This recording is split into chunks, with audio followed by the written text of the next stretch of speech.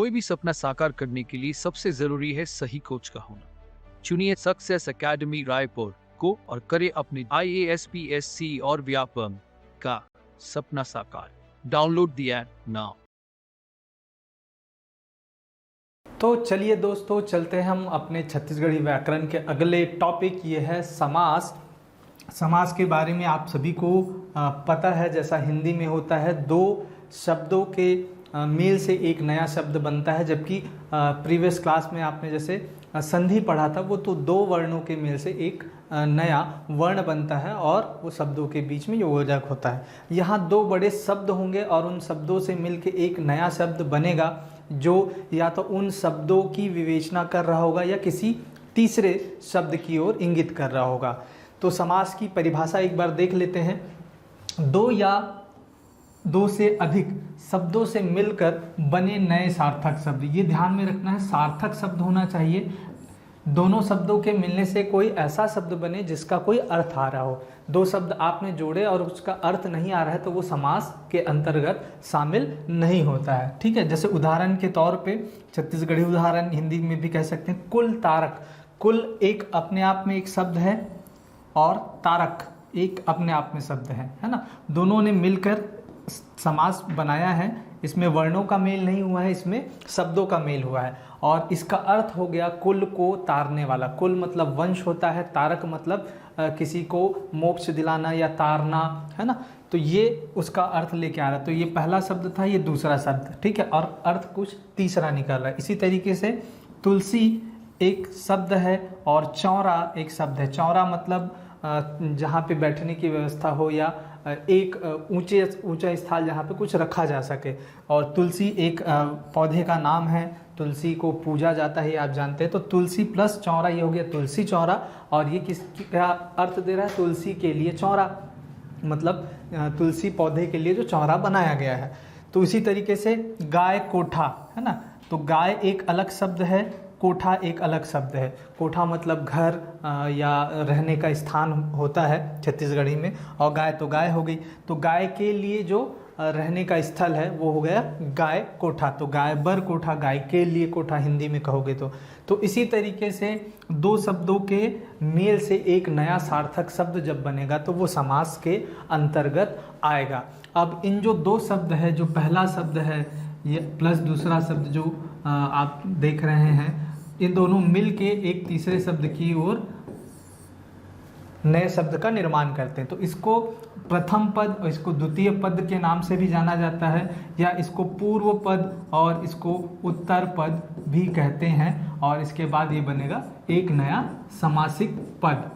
तो ये आपको ध्यान में रखना है बेसिक परिभाषा में। समासिक पद ये हो गया कुल तारक। अब इसको एग्जाम्पल के तौर पे लूँ मैं, तो यहाँ पे कुल जो है प्रथम पद या पूर्व पद हो गया, प्लस जो तारक जो आ रहा है तारक, ये उत्तर पद या द्वितीय पद हो गया। और इन दोनों से मिलकर बनने वाला शब्द कुल तारक, ये एक समासिक पद हो गया, दोनों का जॉइंट वेंचर।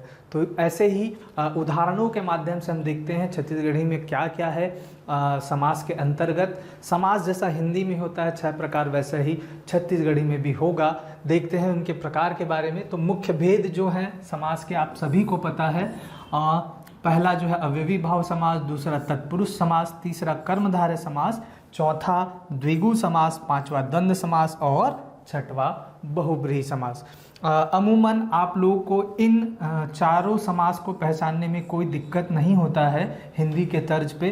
कर्मधारय में उसकी परिभाषा है विशेषण वाले शब्द, द्विगु में आपको अंकों वाले शब्द मिलेंगे, उसके बाद द्वंद्व में योजक चिन्ह होता है और या का सेंस आता है, जबकि बहुब्रीहि समास में किसी तीसरे पद की ओर वो ले जा रहा होता है, वो इंगित किसी और पद की ओर करता है। ये आपको आसानी से समझ में आ जाता है हिंदी में, और छत्तीसगढ़ी में भी वैसे ही समझ में आ जाएगा। सिर्फ आप फंस सकते हैं यहाँ पे द्वंद्व समास पे। द्वंद्व समास पे क्यों?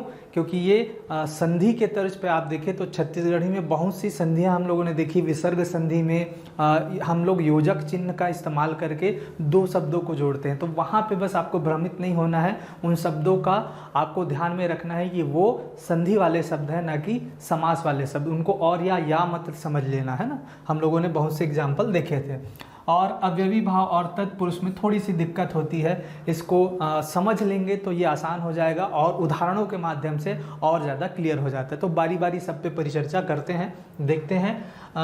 ये पद प्रधान की जो बात कर रहा था मैं, तो उसके आधार पे देख लेते हैं कि सभी समासों में क्या क्या होता है। प्रथम पद, जब भी मैं पूर्व पद और उत्तर पद कहूँ तो आप समझ लेंगे कि पूर्व पद मतलब पहला शब्द, उत्तर पद मतलब दूसरा शब्द, या प्रथम पद या द्वितीय शब्द भी मैं कह सकता हूँ उसको, है ना।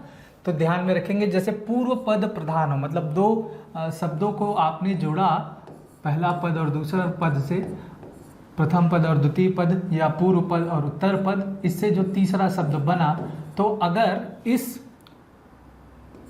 वाक्य में, इस वाक्य को बनने में अगर ये प्रथम पद प्रधान हो, प्रधान मतलब उसकी महत्ता ज़्यादा हो, इसके होने के कारण इसका एक नया अर्थ आ रहा हो, तो ये जब प्रधान होगा, ये जब प्रधान होगा तो कौन सा समास होगा? अव्ययी भाव समास होगा। प्रथम पद जब दूसरे शब्द को चरितार्थ करे या उसकी विशेषज्ञता की ओर उसको ले जाए तो वो अव्ययी भाव समास होता है। इसमें अमूमन आपको अनु, प्रति, इस टाइप के जो है प्रथम पद अवयव वाले मिलेंगे। अवयव तत्व जो आप जानते हैं, अव्यय मतलब हम लोगों ने पढ़ा था, अव्यय जो खर्च नहीं किया जा सकता, जिनको तोड़ा नहीं जा सकता। तो जैसे देखो प्रति, तो प्रति एक ऐसा शब्द है जिसको आप तोड़ मड़ोड़ नहीं कर सकते हो, इस पे जुड़ेगा कुछ। तो जैसे कि प्रति के साथ दिन जोड़ दिया आपने, तो प्रतिदिन मतलब प्रत्येक दिन का भाव आ रहा है। दिन सिंपली एक शब्द है जो दिन को डिनोट कर रहा है। जब आप प्रतिदिन लगा देते हो, प्रति लगा देते हो उसमें, तो प्रथम पद के कारण उस दिन का जो वैल्यूएशन है वो प्रत्येक दिन हो जा रहा है ना। तो ये प्रधान हो गया, तो इसलिए ये अव्ययी भाव का एग्जाम्पल। उसी तरीके से प्रतिकूल, उसी तरीके से अनुकूल, है ना। कूल, अनुकूल जो आपके अनुसार हो, इसको कहते हैं। उसी तरीके से जब उत्तर पद की प्रधानता हो, उत्तर पद मतलब द्वितीय पद या सेकंड पद, इसकी जब प्रधानता हो, ये पद जब प्रधान हो, तब कौन कौन से समास होने की संभावना है? तो तत्पुरुष समास होता है, कर्मधारय समास होता है और द्विगु समास होता है। इन सभी में उत्तर पद जो है समासिक भाव को स्पष्ट करता है ना। मतलब दूसरा पद जो है उसके भाव को बता रहा होता है। तो कर्मधारय और द्विगु में आपको दिक्कत नहीं होता, इसमें विशेषता बताने वाले शब्द होते हैं। प्रथम पद दूसरे शब्द की विशेषता बता रहा होता है, या दूसरा शब्द प्रथम पद की विशेषता बता रहा होता है। और कभी कभी इसके बहुत डीप में जाएंगे जब आप, तो दोनों पद भी एक दूसरे की विशेषता बता रहे होते हैं, लेकिन विशेषता जरूर कोई ना कोई बता रहा होगा। हालांकि वो आपको उतने डीप में नहीं पढ़ना है, आपको विशेषता जानने वाले शब्द जो सिंपल उदाहरण होते हैं उन्हीं को जानना है। हिंदी में जैसे उदाहरण होते हैं उनको छत्तीसगढ़ी में कैसे निरूपित किया जाता है ये आपको समझना है, राइट। तो जैसे गाय कोठा था, है ना, करिया बादर, ये आपका कर्मधारय का एग्जाम्पल हो गया। तीन पनिया, ये द्विगु का एग्जाम्पल हो गया। गाय कोठा, गाय बर कोठा। हाँ, जब भी आप तत्पुरुष का बात करेंगे, तत्पुरुष में आपको ध्यान में रखना है कारक, जो हम लोगों ने पढ़ा था, कारक विभक्तियाँ और इनके 8 चिन्ह, है ना। तो कारक के आधार पे ही इनका वर्गीकरण होता है तत्पुरुष समास में। प्रथम तत्पुरुष या उसको कर्म तत्पुरुष कहते हैं, है ना। उसी तरीके से बाकी करण तत्पुरुष ये सब चलता है। तो उनके जो कारक चिन्ह हैं वो शब्दों में जैसे लगेंगे वैसा ही आपको उनको रेक्टिफाई करना होता है तत्पुरुष में। हालांकि छत्तीसगढ़ी में पूरा कोर पार्ट में नहीं गया है अभी तक प्रश्न, लेकिन कभी भी पूछा जा सकता है। तो जैसे हिंदी के तदार्थ में आप समझते हैं वैसा ही छत्तीसगढ़ी के तदार्थ में भी समझ के जरूर रखना है हमको, है ना। फिर जब दोनों पद की प्रधानता हो, दोनों के दोनों पद इंपॉर्टेंट हो, तो वो द्वंद्व समास के अंतर्गत आता है। जैसे माता पिता, है ना, भाई बहन, चाटा चाटी, तो ये सब दाई ददा। छत्तीसगढ़ी एग्जाम्पल में दाई मतलब माँ, ददा मतलब पिता। संझा बिहनिया, संझा मतलब शाम का समय, बिहनिया मतलब सुबह का समय। भाई बहनी, ठेठरी कुर्मी, ये व्यंजन है। ठेठरी नमकीन व्यंजन होता है, खुरमी मीठा व्यंजन होता है। तो ये सब जो है दोनों पद एग्जाम्पल के तौर पे देखें तो ये ठेठरी भी अपने आप में उतना ही महत्व रखता है और खुरमी भी। उसी तरीके से भाई का भी इस शब्द में उतना ही महत्व है जितना बहनी। इसी तरीके से माता पिता या दाई दादा में भी दोनों ही शब्द प्रधान हैं। तो ये आपको समझना है, जब दोनों पद प्रधान होंगे तो द्वंद्व समास की तरफ चले जाएगा। उत्तर पद प्रधान होगा, बाद वाला पद, तो वो तत्पुरुष कर्मधारय या द्विगु होगा। इनमें पहचान रेक्टिफिकेशन करना आसान है। अवयवी भाव कब होगा? जब प्रथम पद या पूर्व पद प्रधान होगा। अब जब दोनों ही पद अप्रधान हो, मतलब उस शब्द से आपको ये पता लगे कि वो दोनों ही पद का बात नहीं हो रहा है, दोनों शब्द आपने जोड़े और एक शब्द बना, अब वो अपने दोनों में से किसी का अर्थ तदार्थ नहीं कर रहे, वो किसी तीसरे शब्द की ओर जा रहे हैं। जैसे लंबोदर, सामान्य एग्जाम्पल में हिंदी में लेते हैं, लंबा है उदर जिसका अर्थात गणेश, 10 आनंद, 10 है आनंद जिसके सिर है मतलब रावण। मतलब वो दोनों 10 एक शब्द है, आनंद एक शब्द है, आनंद मतलब सर, 10 मतलब 10 की संख्या, लेकिन 10 आनंद वाला कौन? रावण। तो वो तीसरे शब्द की ओर इशारा कर रहे। तो ये सब जो है दोनों पद जब अप्रधान हो तो वो बहुब्रीहि समास के अंतर्गत आता है, राइट। और कभी कभी आपको बहुब्रीहि समास इधर कर्मधारय या द्विगु समास की तरह भी दिखेगा, लेकिन उसको रखना कहाँ पे है? अगर वो ऑब्जेक्टिव वाला प्रश्न है तो आपको उदाहरण के आधार पे रखना है। जैसे 10 आनंद, 10 आनंद को आप दोनों तरीके से रेक्टिफाई कर सकते हैं। जैसे 10 है आनंद जिसका अर्थात रावण, तो वो बहुब्रीहि समास की तरफ चले जाएगा। लेकिन आप कहो 10 सिरों का समूह या 10 आननों का समूहार, तो वो कहाँ चले जाएगा? द्विगु समास की ओर। अब ये ऑप्शन पे डिपेंड करता है और प्रश्न पूछने वाला दोनों एक साथ नहीं देगा आपको। अगर ऑप्शन 4 ऑप्शन है आपके तो द्विगु और बहुब्रीहि समास एक साथ दशानन में नहीं होने चाहिए कायदे से, है ना। तो इस तरीके से भी आप ध्यान रखो। कभी कभी उधर वाले शब्द इधर वाले की तरह भी इंगित करते हैं। अगर आप समास को बहुत डीपली पढ़ें तो सारे शब्द एक दूसरे से कोरिलेट करते हुए दिखते हैं। तो हमको उतने टिपिकल वाले उदाहरणों पे नहीं जाना है, जो सामान्य उदाहरण है उन्हीं पे हम लोग परिचर्चा करेंगे। तो चलिए चलते हैं। पहला जो हमारा समास है वो है अव्ययी भाव समास। तो इसमें हम बता चुके हैं कि प्रथम पद या पूर्व पद प्रधान होता है और द्वितीय पद या उत्तर पद का अवयव होता है वो, है ना। पहचान, इसके पहचान के लिए एक सामान्य सा नियम आप ध्यान में रख सकते हैं। इन पे प्रथम जो लेटर है या प्रथम जो शब्द है वो कुछ इस तरीके के होंगे। अनु, अ, यथा, प्रति, आ, भर, ये सब, हर, ये सब शब्द आपको मिलेंगे। ये कॉमनली आपको दिख जाएंगे उन शब्दों में, तो आप उनको रेक्टिफाई कर पाएंगे कि ये अव्ययी समास हो सकता है। चलिए तो इसके उदाहरण के तौर पे देखते हैं, जो कि सामान्य उदाहरण है। प्रतिदिन मतलब प्रत्येक दिन, इसका अगर विग्रह आप करें तो प्रतिधन दिन, मतलब दो जो पद हैं तो एक प्रति है और एक दिन है। इसी तरीके से रातों रात, अब देखो यहाँ डैश चिन्ह है, लेकिन ये रात और रात नहीं है, रात या रात नहीं है, रात भर में सेंस है। रातों रात मतलब रात भर में उन्होंने ये काम कर दिया। तो ये अव्ययी भाव की तरफ चले गया। प्रथम पद प्रधान, रातों और एक रात, दो शब्दों से मिलकर। वैसे ही दिने दिन छत्तीसगढ़ी में या हिंदी में दिनों दिन कहते हैं, तो वो दिन के दिन, दिनों दिन उसकी प्रगति हो रही है, दिनों दिन वो होशियार हो रहा है, दिनों दिन वो बढ़ रहा है। तो ये दिने दिन का सेंस है। उसी तरीके से भर पेट मतलब पेट भर के, है ना, भर पेट खाना खाया, ठीक है। तो ये भर पेट, यहाँ पे ये वाला जो शब्द है प्रथम पद जो है ये प्रधान है और ये इसकी इशारा कर रहा है भर पेट, है ना। तो भर और पेट ये दोनों मिलके बना। उसी तरीके से यथा विधि होता है हिंदी में, जैसे यथाशक्ति, तो उसको छत्तीसगढ़ी में य के जगह जथा, जैसे यथा जब लिखना होता है तो छत्तीसगढ़ी में इसको जथा कहते हैं ना। तो ये हो गया जथा विधि, विधि के अनुसार। यथाशक्ति तो जथाशक्ति, शक्ति के अनुसार। तो ये सब एग्जाम्पल जो हैं आपके अव्ययी भाव के हो गए। दिनों दिन, फिर प्रतिवर्ष, प्रत्येक वर्ष इसका सेंस है। इसी तरीके से आमरण, मरते तक, है ना, आमरण मरते तक, ये भी आपका अव्ययी भाव का एग्जाम्पल है। उसी तरीके से ये इंपॉर्टेंट एग्जाम्पल है गांव डैश गांव, गांव डैश गांव। ये गांव और गांव नहीं है, गांव डैश गांव मतलब प्रत्येक गांव की बात हो रही। तो प्रत्येक फिर से सेंस ये कर रहा है अव्ययी भाव की तरफ। तो ये आपका अव्ययी भाव का उदाहरण है। इसी तरीके से घड़ी घड़ी, प्रत्येक घड़ी, है ना, वो घड़ी घड़ी उसका इंतज़ार कर रहा है, वो घड़ी घड़ी उस लम्हे का प्रतीक्षा कर रहा है। तो ये घड़ी घड़ी जो सेंस है प्रत्येक घड़ी के सेंस में आ रहा है, इसलिए ये अवयवी भाव। इसी तरीके से प्रति क्षण, इसमें कोई दिक्कत नहीं है, प्रत्येक क्षण, है ना। फिर नगर नगर, ये इंपॉर्टेंट एग्जाम्पल है, गांव गांव नगर नगर।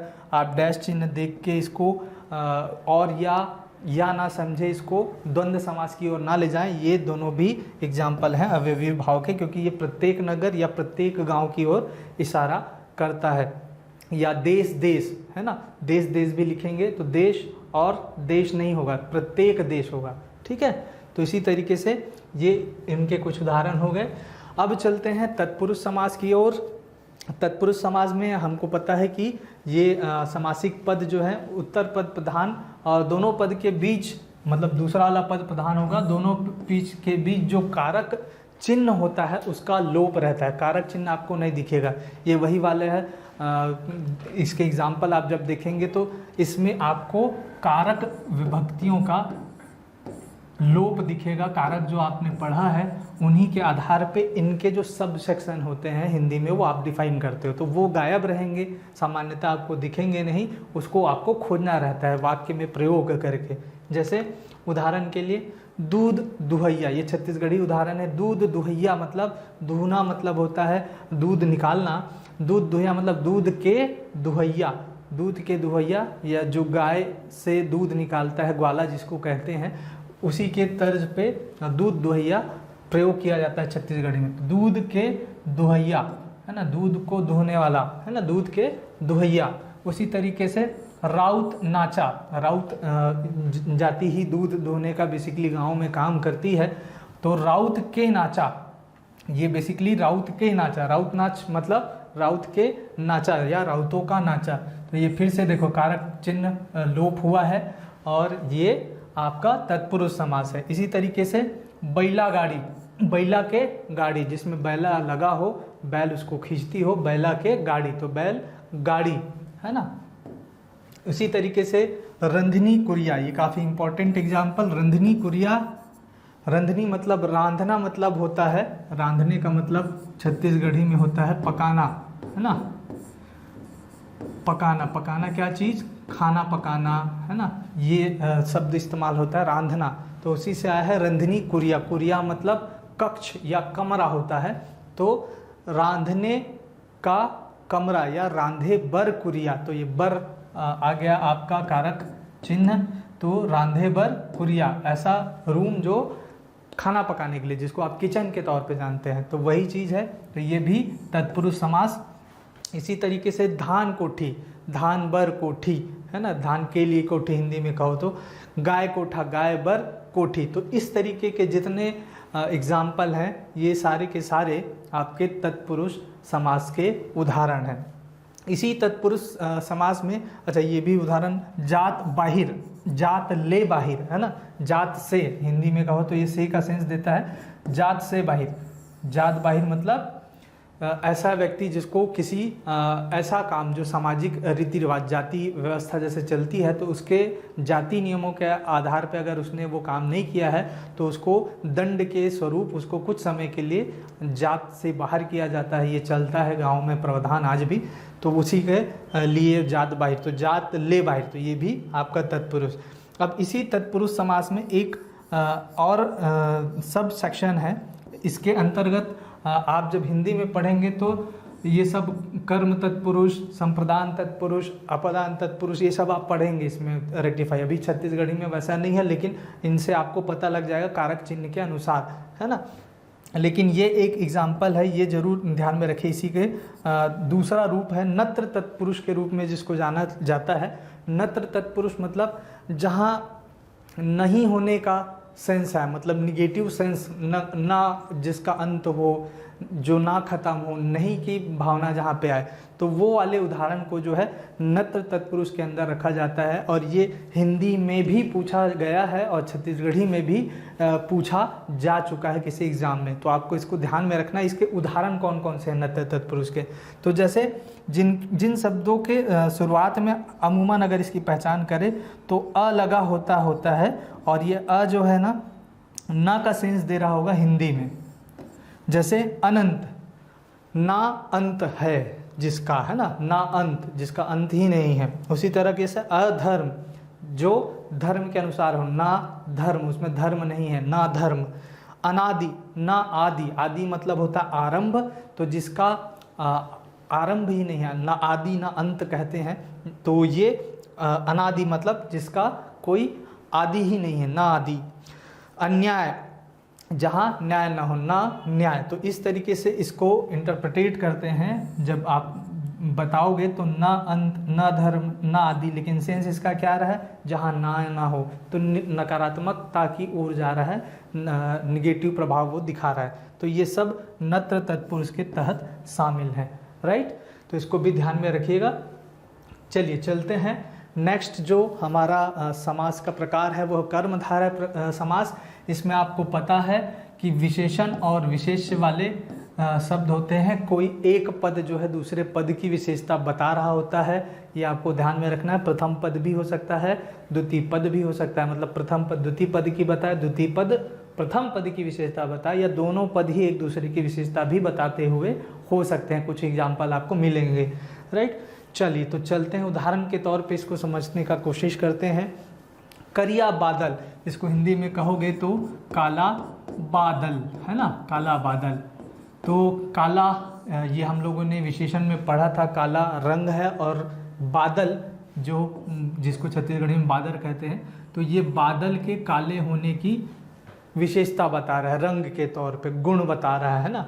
तो करिया बादल, इसी तरीके से नीला बादल भी होता है ना। तो काला बादल, काला बादल या छत्तीसगढ़ी में काला बादल, तो ये हो गया आपका कर्मधारय समास की ओर। उसी तरीके से चरण कमल, जैसे चरण कमल, तो इसमें देखो कमल एक पद है, कमल एक शब्द है और ये एक फूल है, और चरण जो है एक अंग है, चरण मतलब पैर, और कमल एक फूल। तो ये जो पद है चरण कमल, तो चरण जो है कमल के समान है, ये कहना चाह रहा है ये पूरा, कि किसी का पाँव इतना कोमल है कि वो कमल के समान है ना।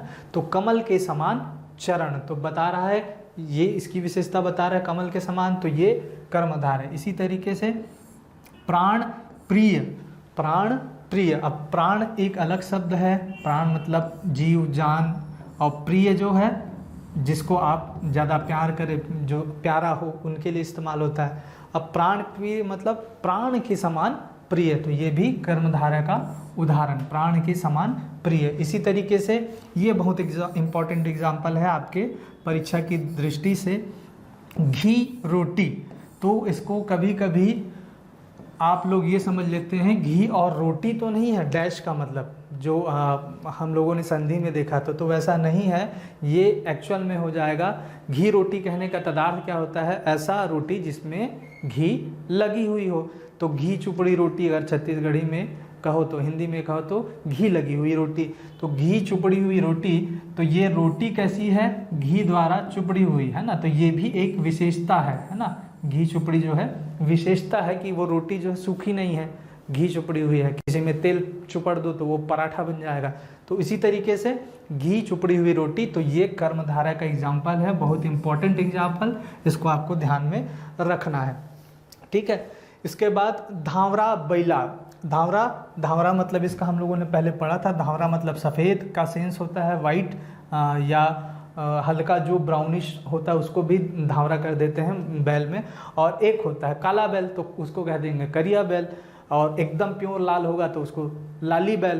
तो ये सब बैल के बैला है ना, तो बैला बैल होता है। तो ये इसकी विशेषता बता रहा है धावरा जो है कि बैल जो है इस कलर का है, तो धावरा रंग के बैला। तो ये फिर से रंग आ गया, गुण बता रहा है, तो ये विशेषता बताते हुए कर्मधारय की तरफ। इसी तरीके से बिख करु, बिख का सेंस विष से है, विष जो हिंदी में कहते हैं, है ना। तो इसको छत्तीसगढ़ी में बिख या विख दोनों चलता है, बिख करू। या अब जब शब्द आ रहा है बिख करू, करू मतलब ये कड़वा होने का सेंस है, बिटर टेस्ट का बात चल रहा है। तो आप कोई ऐसी चीज़ खा लो जो अत्यंत कड़वी हो, है ना, तो उसको कहते हैं विष के समान कड़वा, विष के समान कड़वा, तो वही बिख करू है। जैसे करेला कड़वा होता ही है, अगर करेला बहुत ज़्यादा कड़वा हो तो उसको कह सकते हो बिख करू, है ना, बिक करू, बिक्कट करू, है ना, तो बिख करू करेला है। तो ये विक जैसन कड़वा, विष के समान कड़वा, इसका सेंस देता है। तो ये आपको ध्यान में रखना है। इसी तरीके से लमचोची, लमचोची मतलब लंबी चोंच वाली, है ना, अब कुछ भी हो सकता है, चिड़िया हो सकता है, ठीक है, चोंच चिड़िया की होती है तो चिड़िया होगी। लमचोची लंबी चोंच वाली। इसी तरीके से लमगोड़वा, लमगोड़वी लंबे पैर वाली। तो ये सब जब ये चोंच कैसा है, लंबा है, तो ये उसकी विशेषता बता रहा है। तो ये आपका उदाहरण हो गया कर्मधारय का, तो ये आपको ध्यान में रखना है। इसी तरीके से सुआ पाख, सुआ मतलब होता है तोता, हिंदी में इसको तोता कहते हो आप, तोता। और छत्तीसगढ़ी में एक नृत्य भी है सुआ नृत्य, तो ये इंपॉर्टेंट। सुआ पाख, पाख मतलब पंख, तो तोते के समान, जिसका पंख हो तोते के हरे पंख के समान कोई चीज़ दिखे आपको तो सुआ पाख उसको कहते हैं। तो हरियर सुआ के पंख जैसन, है ना, इसका छत्तीसगढ़ी में तो हरे तोते के पंख जैसा हिंदी में हो जाएगा। तो ये सभी उदाहरण जो हैं आपके कर्मधारय से संबंधित है। कुछ और उदाहरण देख लेते हैं कर्मधारय के। ये है जैसे लमगोड़वा, जिसकी मैं बात कर रहा था, लमचोची, लमगोड़वा। तो लमगोड़वा जिसका पाँव बहुत लंबा हो, गोड़ मतलब होता है पाँव, है ना, गोड़ मतलब पाँव छत्तीसगढ़ी में कहते हैं। तो जिसका पैर बहुत लंबा हो तो उसको क्या कह देते हैं, लमगोड़वा, लंबा गोड़ वाला, लंबे पैरों वाला। लमगोड़ी, अब लड़का है तो लमगोड़वा, लड़की का पाँव लंबा है मतलब हाइट ज़्यादा है, जैसे 6 फीट के हाइट के होते हैं तो पैर भी लंबे होते हैं सामान्यतः। तो ये लमगोड़ा या लमगोड़वा या लमगोड़वी कहते हैं। तो लंबे पैर वाली या लंबे घोड़ वाली, ये खत्म हो गया। उसी के तरीके से गोंदली फटाका, है ना, गोंदली फटाका। गोंदली का मतलब होता है छत्तीसगढ़ी में प्याज, प्याज जो खाने वाला प्याज होता है उसी की बात चल रही है। और फटाका, फटाका मतलब फटाका नॉर्मली तो एक बम आता है फटाके के रूप में, तो वो प्याज के आकृति नुमा होता है, तो उसी को बोलते हैं गोंदली फटाका। गोंदली जैसा फटाका है, गोंदली जैसन फटाका। इसी तरीके से श्याम सुंदर, है ना, सांवला और सुंदर। इसी तरीके से भाई दादा, ये काफ़ी इंपॉर्टेंट एग्जाम्पल। भाई दादा, भाई दादा को देख के आपको फिर से वही वाला सेंस आता है कि भाई और दादा तो नहीं है, नहीं, इसको ऐसा इस्तेमाल करते हैं छत्तीसगढ़ी में कि पिता जैसा बड़ा भाई, मतलब पिता जैसे बड़े भैया, है ना, पिता जैसन बड़े भैया, मतलब ऐसा कोई भाई हो जो होता है ना, किन्हीं के यहाँ माता पिता नहीं होते हैं तो बड़े भाई या बड़ी बहन जो है लालन पोषण करते हैं, तो पिता का हर दायित्व वो खुद ही निभाते हैं। तो उन्हीं के सेंस में इस्तेमाल होता है भाई दादा, मतलब भाई ऐसा जो पिता समान है। उसी के तरीके से बड़े दादा, तो पिता का बड़ा भाई या ताऊ को कहते हैं बड़े दादा। बड़े दाई, ये भी कर्मधारय के एग्जाम्पल हैं। फिर बाम्भन देवता, बाम्भन देवता मतलब ब्राह्मण को देवता समान माना गया है, तो ये जो देवता का जो संज्ञा दे रहा है तो ये बाम्भन को दे रहा है, तो ये भी कर्मधारय का हो गया। गौ माता, गौ जो है गाय, जो सामान्यतः एक जानवर है लेकिन उनको माता का दर्जा दिया गया है, तो माता उसमें एक विशेषता है माता की, तो गौ माता, माता के समान गाय, है ना, तो ये भी कर्मधारय का एग्जाम्पल। तो ये इम्पॉर्टेंट है, इनको ध्यान में रखिएगा। ये थोड़ा आपके तर्क में समझ में नहीं आता है कि कर्मधारय है या द्वंद्व में रखूं या कुछ और, तो ये काफ़ी हट के हैं, तो ये अपवाद स्वरूप इनको जरूर ध्यान में रखें। फिर चलते हैं हमारे अगले समास की तरफ, जिसमें आप लोगों को कोई खास दिक्कत नहीं होती है। द्विगु समास। अब इसमें समासिक पद का पूर्व पद अमूमन संख्यावाचक होता है, संख्या दिखाता है।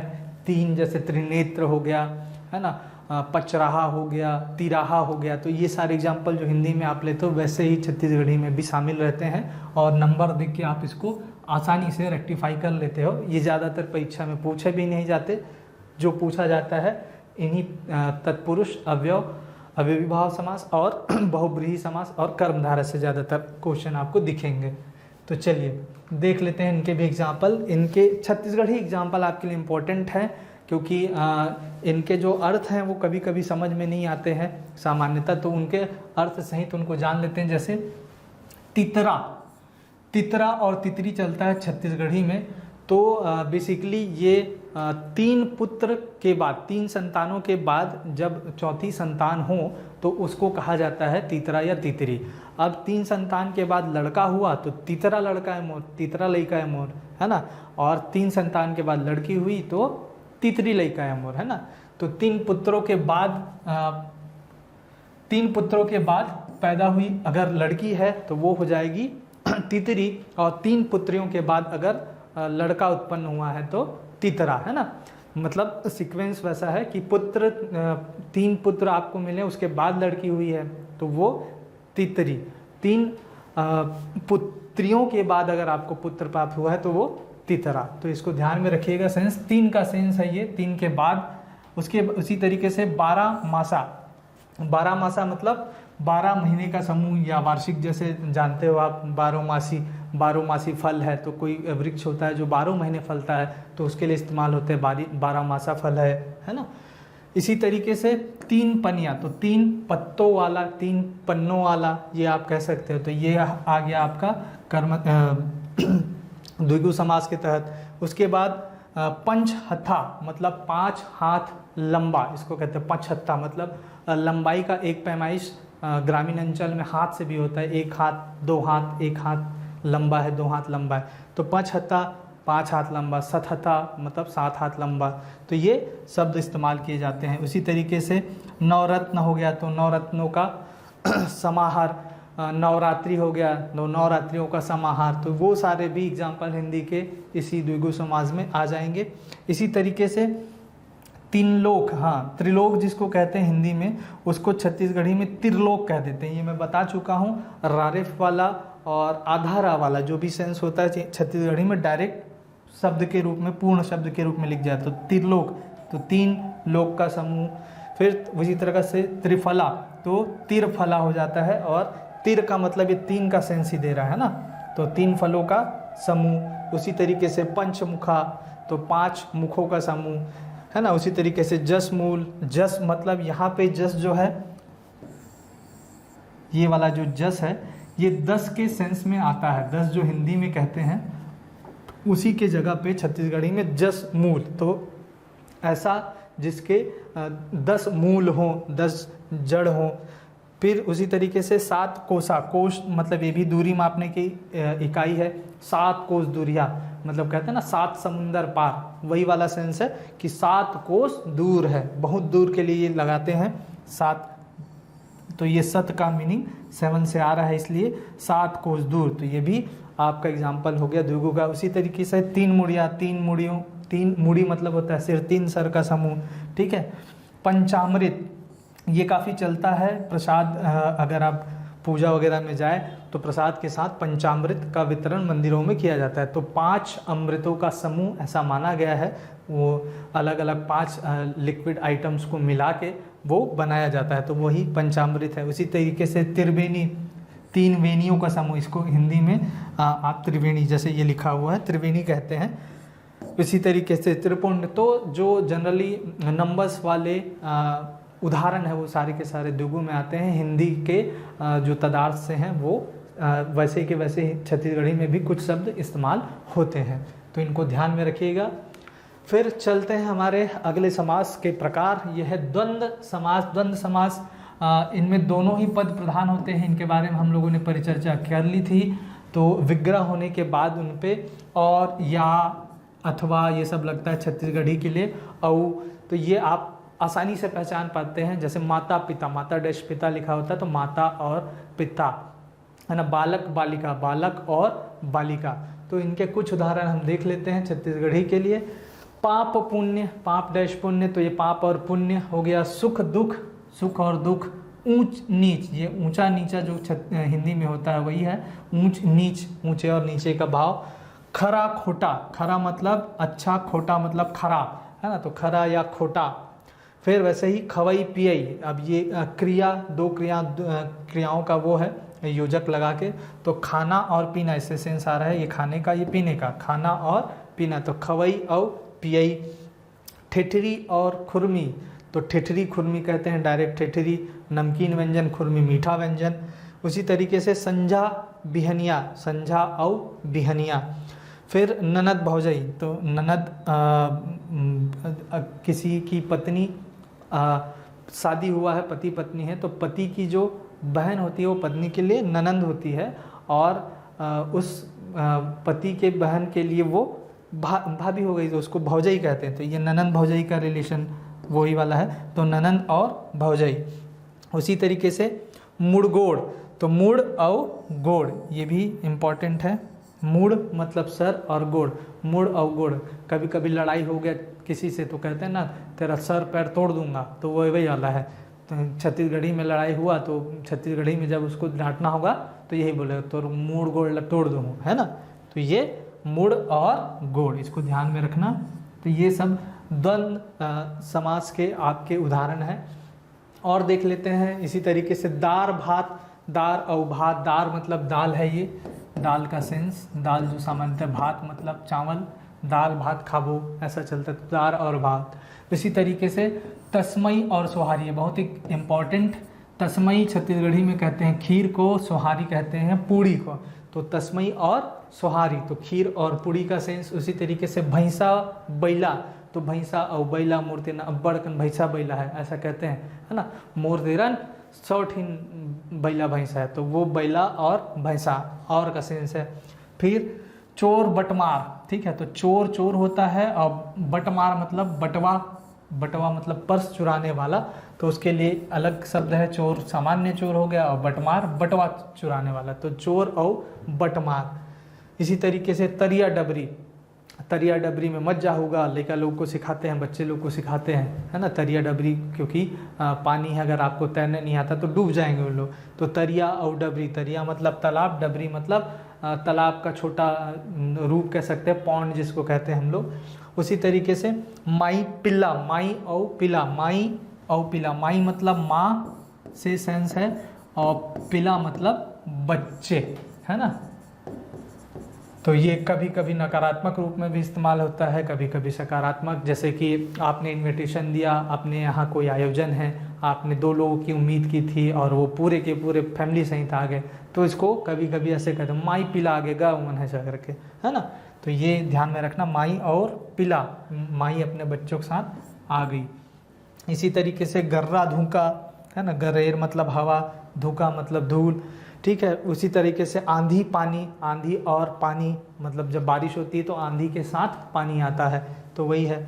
फिर ममा भांचा, ये बहुत चलता है, ममा भांचा का रिलेशन छत्तीसगढ़ में काफ़ी इम्पॉर्टेंट, सांस्कृतिक रूप से भी और सामाजिक रूप से भी, तो इसको ध्यान में रखना। ममा मतलब मामा, भांचा मतलब भांजा, तो ममा और भांचा।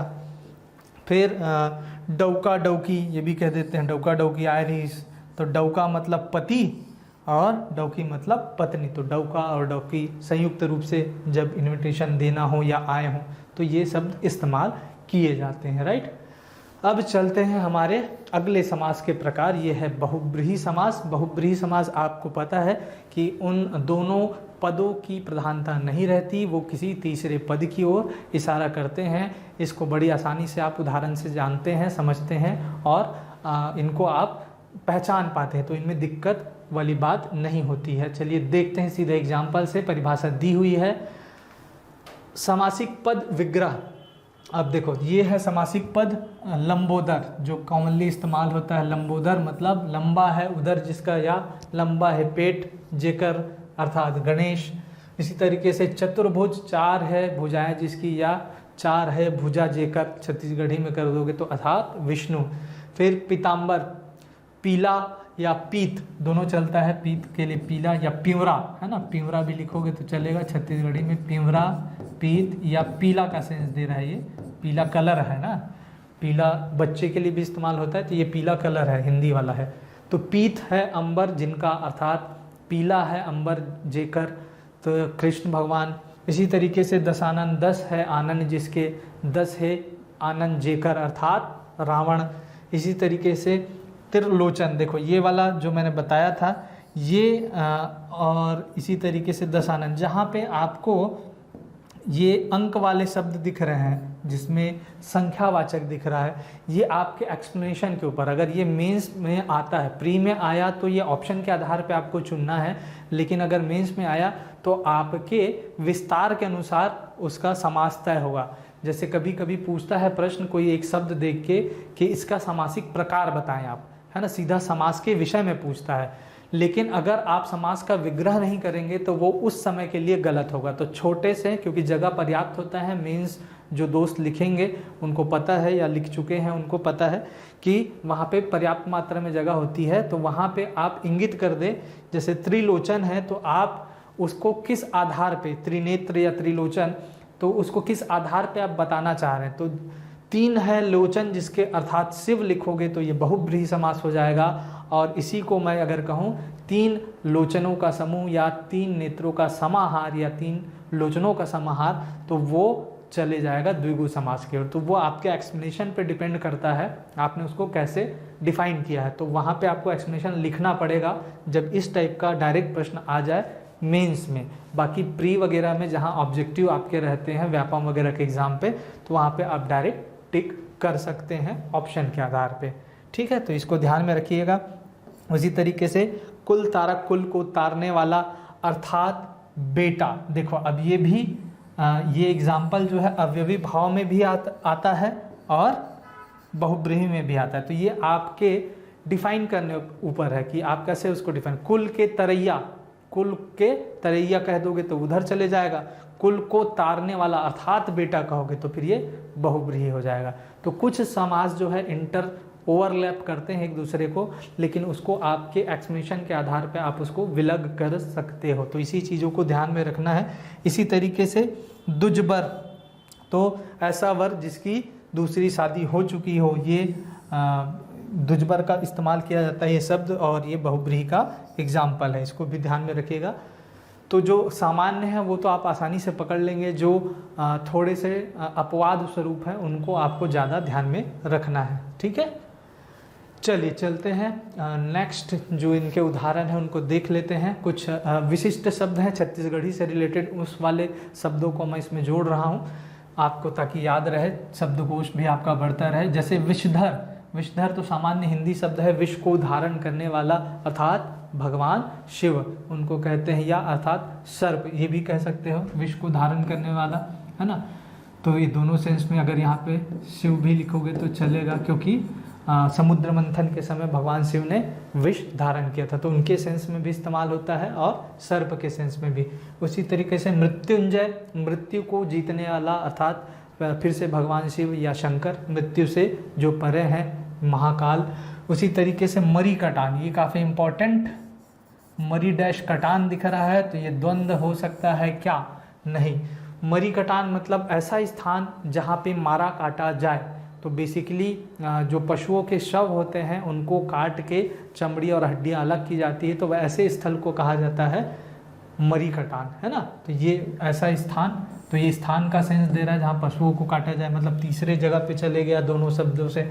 फिर नीलकंठ, है ना, ये है जिसका कंठ नीला हो, अर्थात भगवान फिर से शंकर, क्योंकि उन्होंने जब विष धारण किया था समुद्र मंथन के समय तो उनका जो कंठ है वो नीला हो गया था। अब देखो इसमें फिर से ये अपवाद स्वरूप एग्जाम्पल है। अब नीलकंठ को आपके एक्सप्लेनेशन के आधार पे यहाँ पे हमने बहुब्रीहि बताया, लेकिन अगर इसी को आप कर्मधारा में ले जाना चाहो तो ये कर्मधारा का भी उदाहरण बन जाएगा। नीला है कंठ, है ना, या कंठ जो नीला हो, है ना, ये कलर की बता रहा है कि गला जो है नीला है। तो ये अगर आप उस तरीके से करोगे तो ये कर्मधारय की तरफ चल देगा, और ये अगर ऐसे एक्सप्लेन करोगे जिसका कंठ हो नीला अर्थात भगवान शिव, तो फिर वो बहुब्रीहि आ जाएगा। तो ये मेंस के समय आपको ज़्यादा काम आएगा, जहाँ पे रिटर्न एग्जाम कहीं पे हो तो इसको ध्यान में रखें। फिर पानी बुड़ान, पानी बुड़ान ये भी स्थान के लिए प्रयोग होता है, किसान अक्सर इस्तेमाल करते हैं जहाँ पे पानी ज़्यादा मात्रा में हो, पहाड़ी जिसमें वर्षा के समय या नदियों से या नालों से पानी आके वो क्षेत्र डूब जाता है, वो कृषि योग्य नहीं रहती, तो उसको पानी बुड़ान क्षेत्र बोलते हैं। वह भूमि जो जल में डूबी हो, पानी में डूबी हो, राइट। उसी तरीके से मुरलीधारी, तो ये तो सिंपल है, मुरली को धारण करने वाला अर्थात भगवान कृष्ण। फिर पार लगैया, पार लगैया मतलब जगह इस भव सागर से पार लगाने वाला, भव से पार लगाने वाला अर्थात भगवान की तरफ ही इशारा है। उसी तरीके से दुगोड़िया, अब देखो फिर से ये दुगोड़िया, दुगोड़ वाला, है ना, तो दो का सेंस है तो ये द्विगु में भी जा सकता है। ये आपके एक्सप्लेनेशन के आधार पर है। अगर आप उसको अर्थात के सेंस में लेके जाओ, दो पैरों में चलने वाला अर्थात मनुष्य, तब वो चले जाएगा बहुब्रीहि में। और दो पैरों वाला, दो पैरों का समाहार कहोगे तो ये हो जाएगा दुगोड़ का समाहार, तो फिर ये द्विगु समास की ओर चले जाएगा।